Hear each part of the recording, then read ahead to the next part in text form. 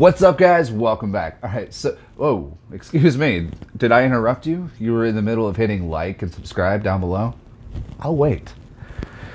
Why don't you share the video while you're at it? Jeez. Okay, so I had a little inspiration to this week's video. Conor McGregor just got knocked out.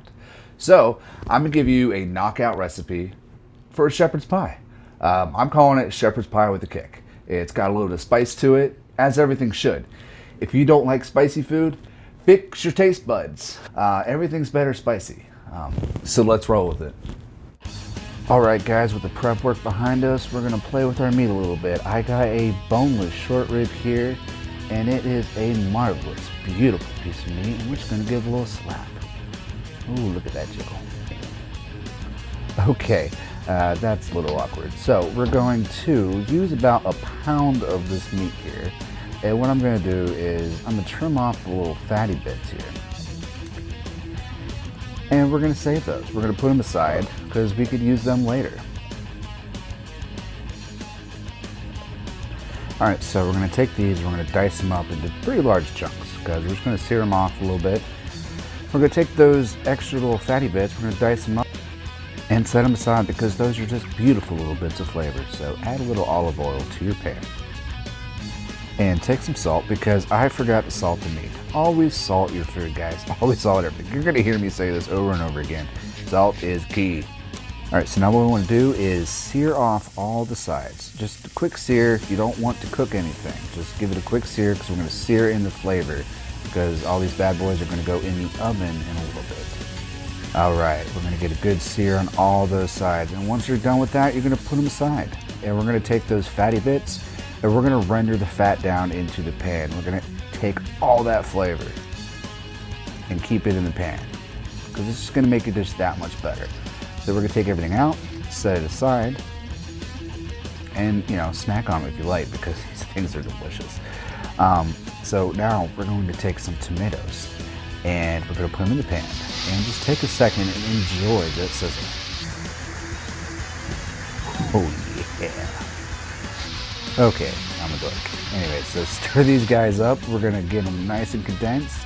Add a little salt. Like I said, very key. Now take a potato masher or a wooden spoon, whatever you got, and just give these guys a little help and continue rendering down that sauce. We're going to throw in some onions and some garlic.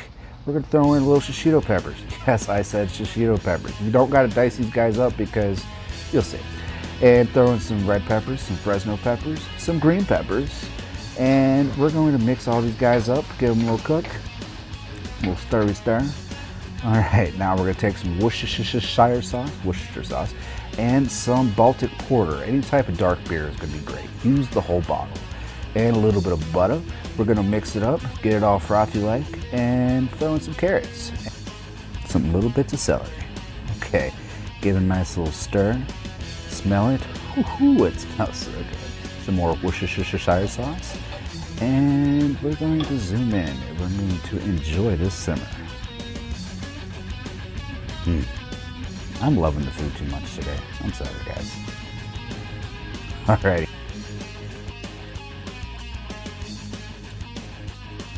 Alright, so we're going to wrap this up with some tin foil, throw it in the oven for about 350 for 2 hours. And we're going to grab our potatoes, get them up to a boil, salt them, get them all good. And with video editing, bam, it's done. So we're going to drain all them out and we're going to pour them back into the pot. And we're going to take our potato masher and give it a good stir. And a little bit of butter, a little more butter, a little more butter, all the butter, because, it's butter. We're going to mash it up, give it a little more salt and a little bit of pepper and a little bit of cream. You don't want to put too much because you don't want to get too liquidy. You just want to get nice and creamy. So I got some dill here, and we're going to snip it up. We're going to snip some dill in there and give it a nice, beautiful, fresh flavor. Yeah. This is going to be great. Trust me. All right, so I got some gruyere cheese. Untraditional, but whatever, it's good.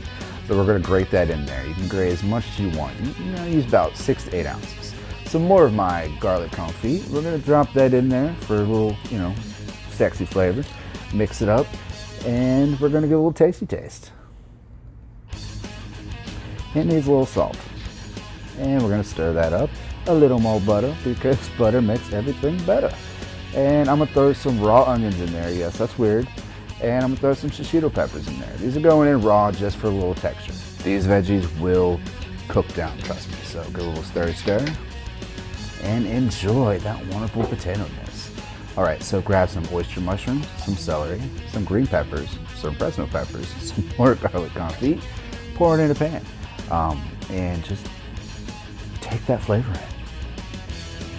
A little more. Oh yeah. And I have a rip in my glove, so yeah, I'm gonna take that off.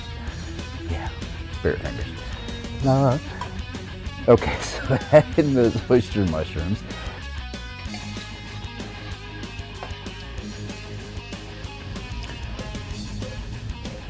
Then we're gonna grab some Fresno peppers, and I have no idea why I'm measuring them out. Just throw them in there.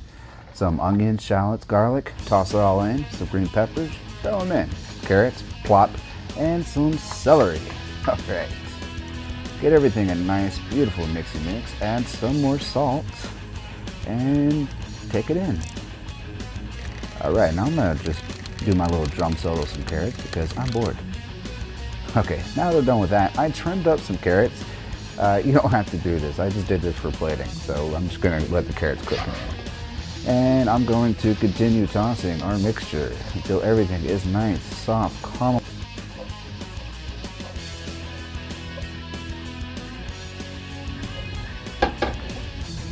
All right, put those carrots back in there because those bad boys got to cook. I'm going to put a lid on, let everything steam, and bam, everything looks amazing. So now, put those carrots back in there. I'm gonna throw a little worsteshire sauce in there just because it needs it, and it's gonna be all right. So at this point it has been 2 hours, so I'm taking my meat out and I'm going to strain all that amazing beautiful liquid into my pan with all the veggies that I was just sauteing. Ooh. And get everything in there. Keep your heat on. We're gonna simmer all that down, set that aside for now. All right, we're gonna pull those bad boys up. We're gonna chop them up a little bit into little pieces. There we go. Nice fine pieces would be good. You don't want large chunks because it's still gonna continue to break down after we put it back into the mixture. So I'm going to cover the meat with a little bit of flour. What the flour is gonna do is it's going to thicken up the sauce. It's gonna act as a roux, pretty much. So give those guys a nice, wonderful little mixy mix. Mix it up thoroughly and drop everything back into your mixture. All right, take those carrots out and get everything a nice little stir. I'm gonna add a little bit more flour because it's not quite as thick as I want it to be. Give it a little stir, dissolve all that flour. We don't want little flour chunks because that's just gross. All right, we're gonna take some peas. I decided to take snow peas and take the peas out of there, but you could use frozen, that's just fine. I'm just a little extra. So we're going to cover the pan, let it cook down, and take our potato mixture and put it in a bag. If you have a piping bag, even better. I used a large Ziploc bag. So we're gonna seal that bad boy up. Zip. And now your mixture is looking wonderful. Smell it, give it a little stir.